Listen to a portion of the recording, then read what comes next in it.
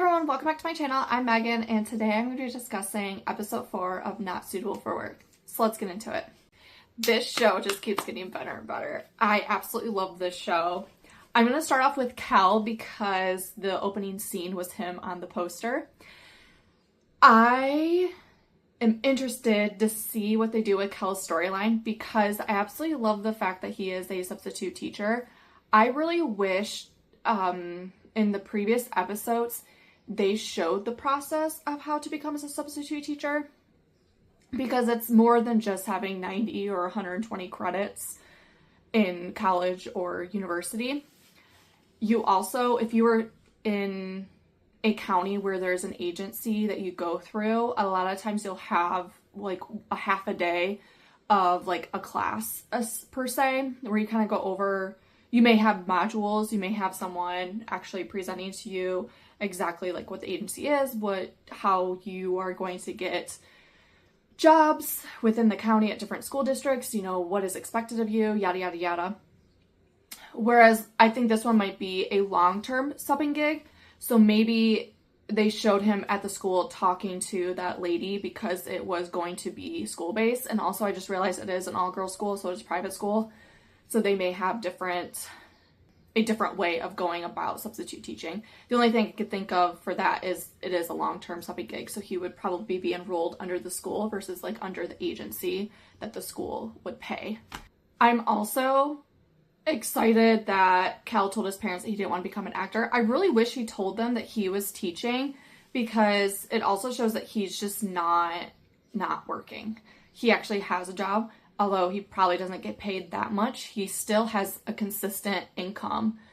Whereas if he just totally like quit med school and didn't even have a job, just relied on the acting gigs that are probably sporadic, then I think he would more of an issue. But I wish he kind of told his parents more about his situation, so I feel like they would understand. And hopefully as like immigrants, that they would see like, oh, you're doing teaching, you're doing education. Like that is such a impactful job that I feel like they would understand it, especially a lot of immigrants. If they come to America, like education is extremely important. So I thought maybe he would put that in there to show that, he has something going for him right now. I would love to see if he does side gigs of acting, but also maybe ends up pursuing teaching, because I think if he goes down further, he's going to have to get a teaching degree or certificate, which, comes with the degree. That would be so cool. And he could just be one of those people. I think he would kind of be good. Like the way he handled the girls in the classroom, where he was like, you guys got that figured out. It seems like he presented that where they could talk out the problems, which would happen more with kids, just kind of like talking about your problems and you just like monitoring it.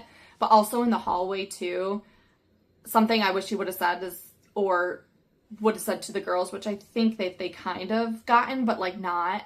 If you're friends with someone and they are maybe superficial or not willing to understand your interest, that maybe they aren't your friend at all.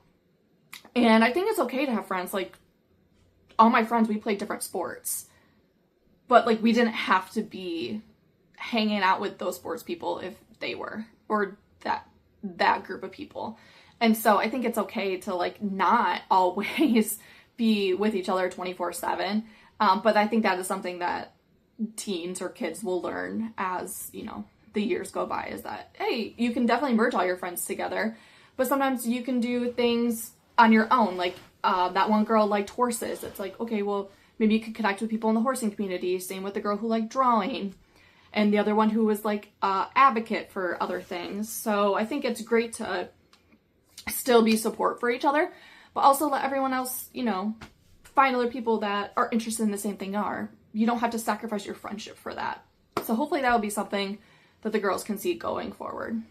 Okay, let's move on to AJ, because, oh my gosh, she kissed her boss, which I feel like I said in previous episode reviews that this potentially is going to happen. I didn't think it was going to happen this episode because I looked ahead for future episodes and see what their synopsis is. And they had something about the season finale about it being New Year's Eve and someone like wanting a kiss. And I was thinking in my head, I was like, oh, it could be either AJ and her boss or Abby and her client Austin. And so now I'm thinking the latter because AJ kissed her boss this episode. When they were in the office space, I thought he was going to say, I like you. But he's like, I want to kiss you right now.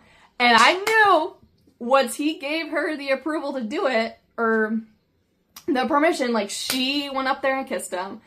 And they had this nice moment. And so I'm just a little worried going forward now what her position is going to be in the company, because I don't want her to be upset if her boss, Bill, gives other tasks to either Davis or someone else on their team.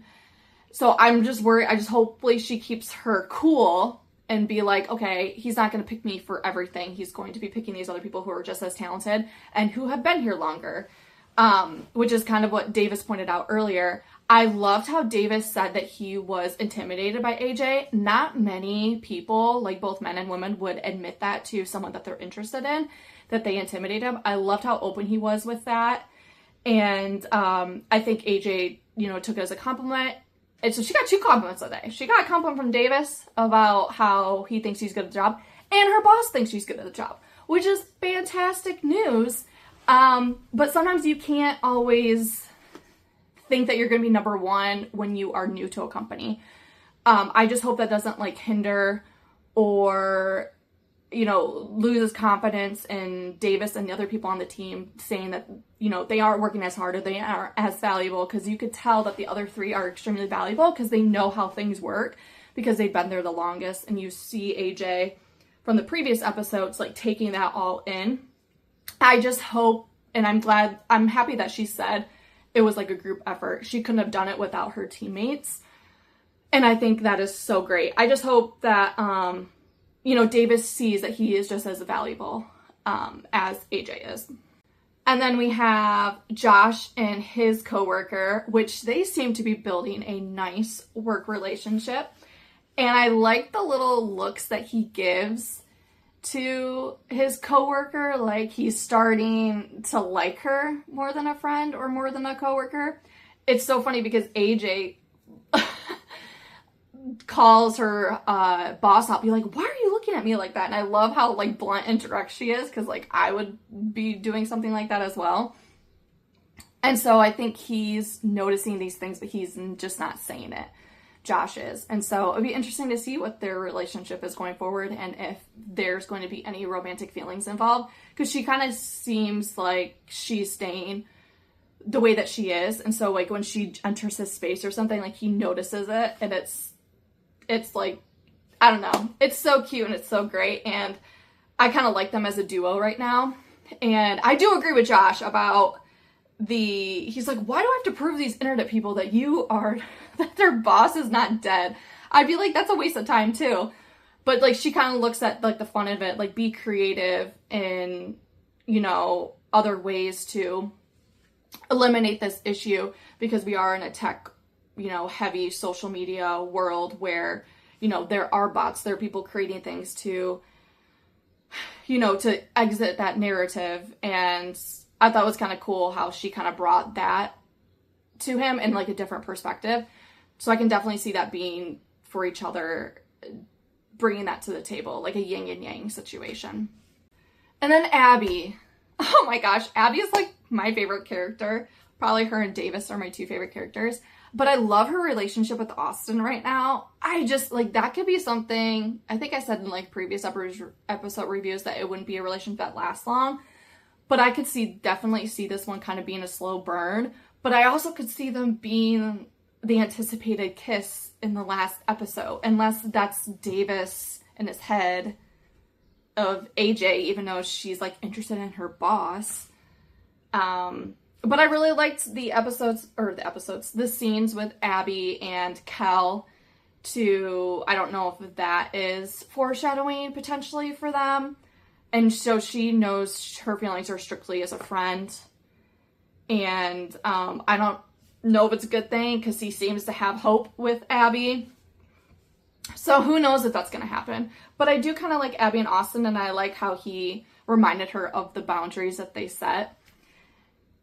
I think that was so great. And she's like, right. But I see her maybe changing at the end. I'm going to be interested to see how they handled her accepting Austin's stylist, because now that dynamic is going to change where she would be directly fitting for him. I'm a little worried if she might get in over her head in terms of Austin probably not being the most reliable person. I just hope that, like, he doesn't, you know, like, kick her to the curb or treat her unwell. That's a little bit, I'm a little worried about that. But I like their dynamic. I like their banter. I think they're great. I think those are all my thoughts on this episode. Thank you for watching, and I'll see you next time.